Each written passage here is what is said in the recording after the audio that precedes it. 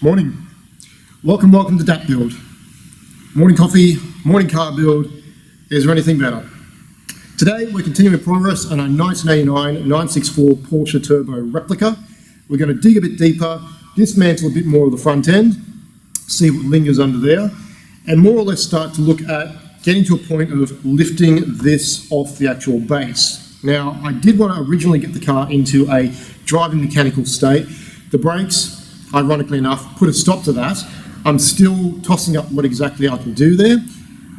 I need to find out with the engine I want to run and the horsepower I want to get to, whether the actual original brake setup with a bit of an upgrade will be enough, or I need to go full bull and actually have something quite beefy.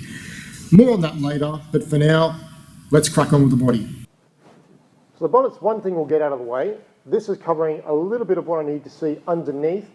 I'm not really sure if there's any more nuts and bolts that's securing this front section down. I do know there is a bit of a piece beneath that. I may need to remove the bumper as well. The biggest tackle I have, of course, is finding spaces for all the parts I'm taking off. I've got limited room here in which to store, but unfortunately I've got to make do with what I have. So let's crack on.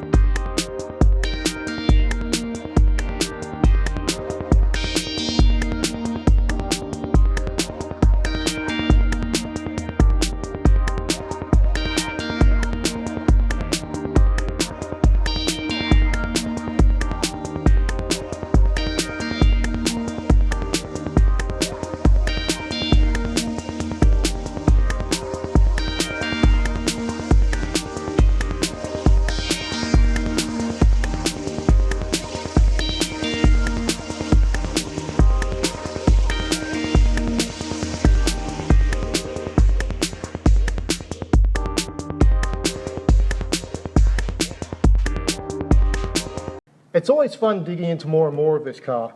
This front clip here, which would house the spare wheel, it's on there, it's pop riveted all the way around, it's even got a bit of sealant on the bottom. However, what they've decided to do is leave a great big gaping hole right into it. So dirt, debris, weather, all that sort of stuff just goes straight in. Ventilation, I suppose, for the tyre. The bumper, finally got it off the car. I can inspect everything a lot easier. It was rather difficult, obviously, between the counter over there. Now I can see everything about this. Really good and strong, really nice and lightweight. There is nothing to it whatsoever. It annoyingly doesn't have the centerpiece. If you have a look at 964 bumpers, there is a bit of a centerpiece in here, which kind of keeps the structure a bit, makes it look a little bit nicer in my opinion. Again, it's a little weaker, not by much though. I can easily improve that with a tiny bit of bracing, keep it reasonably invisible. Some mesh grill along here, some black mesh grill to hide that. But it does also have the lip here that goes in the bottom, the lip section basically, lip spoiler. And that can go along here, clips onto this. I may look at getting that because I do quite like the look. And this just looks a bit incomplete, like there's something missing. So I prefer to have that on there. One thing I will be doing though, I won't be putting in the spotlights. I never use spotlights, I never use fog lights, anything like that. It's not really needed where I live. However, where the actual holes are here, they are currently filled in. It's just a blank space. I will add the air ducts for the actual brakes. So I will have proper hoses leading from here to the brakes, just to give a bit more cooling. Better if I'm actually, let's say for argument's sake, tracking it. And then of course that will act as a bit of a fill-in so it won't look as ugly. It's a lot cheaper compared to trying to find lights. It's a lot cleaner compared to if I was to put custom lights in there. But at the end of the day, I don't need the extra lights. I'll be upgrading the original headlights themselves to be much better. The factory ones are quite rubbish. But again, that's down the track. For now, the bumper's in good order. a couple little nicks and scratches, but that can easily be fixed. That's the front end done. I think I'll move on to the doors now. I'll take the final door off, just get it out of the way so I can actually easily access the bolts underneath. Take the rear bumper off because it will foul on the space frame when I lift the body off. Let's crack on.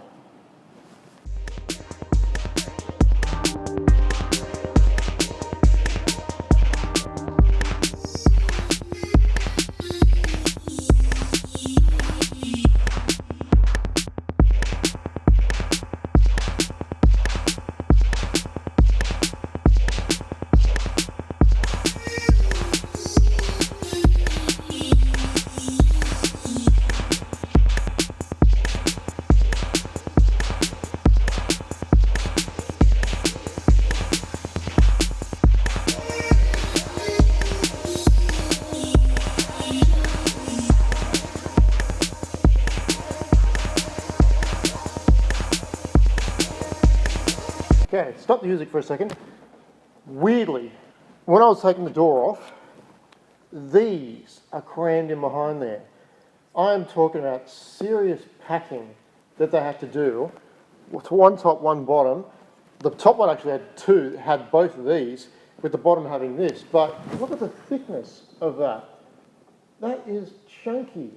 And they had that behind the actual hinge, pushing it further back. How far off were they? And the problem is that the other door seemed to line up okay when it put it to the body. No idea about the hinges yet. Oh, I really hope I'm not in for a world of pain soon. I'll bring you in a bit closer in a second. The doors, as I knew, were not lined up properly, and this one, when you opened it, would kind of stop mid-point, would just foul. Looking at why is, number one, those packers, but that is some nice fouling right there. That's gone right into the fiberglass. So I'm at a point now of simply removing everything from the car. So wiring loom, all the nuts and bolts, all the accessories, pop latch, all that sort of business. I come to this section of loom here, which weirdly enough is leading to the front. However, brake lights. I'm no genius, but I think they're at the back. This won't go that far. Oh well.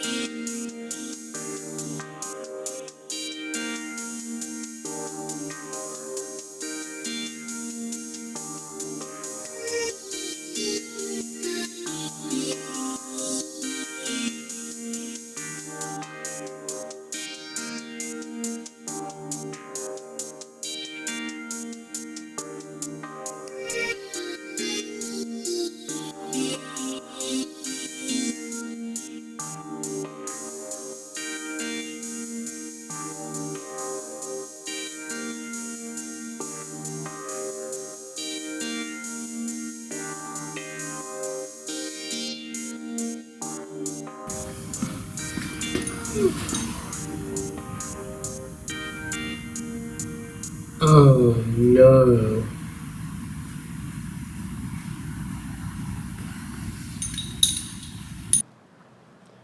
as we continue our deep dive into the unknown of this 1989 Porsche Replica, we come across yet another hiccup. They pop riveted the bumper to the body. Why? Have a look.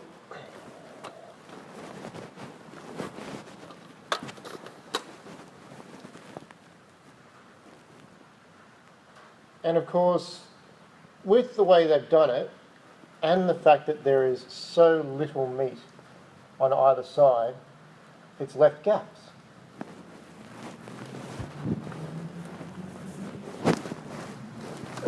As we can see here, this section I can get my hand into. So all along here, and you can see further along, it's separating.